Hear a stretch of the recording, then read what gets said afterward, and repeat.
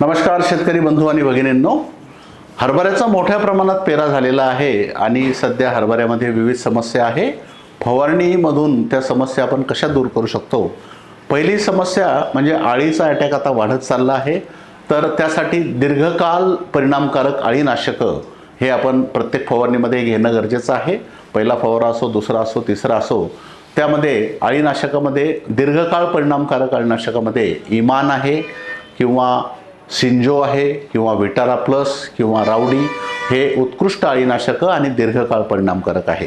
याच्यासोबतच मर रोगाचं प्रमाण कमी असेल तर बुरशीनाशक पिक्सल किंवा जास्त असेल तर बुरशीनाशक एलिएट फक्त हे फवारताना पाण्याचं प्रमाण जास्त वापरावं, मुळापर्यंत औषध जाईल याची काळजी घ्या.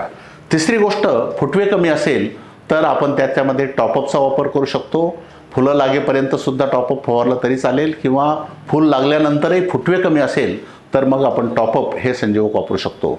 मात्र फुटवे चांगले असतील आणि फूल कमी असेल तर मग तिथं झेप आणि 1261 असा आपण त्याच्या फवारणीमध्ये वापर करू शकतो. काही ठिकाणी हरभरा लाल पिवळा पडलाय, याचं कारण फॉस्फरस आणि पोटॅशचा कमतरता. मग अशा वेळेस कोणती फवारणी असो, पहिली, दुसरी, तिसरी 05234 या विद्रव्य खताचा वापर जर केला तर तो लाल पिवळेपणा निघून जाईल. धन्यवाद.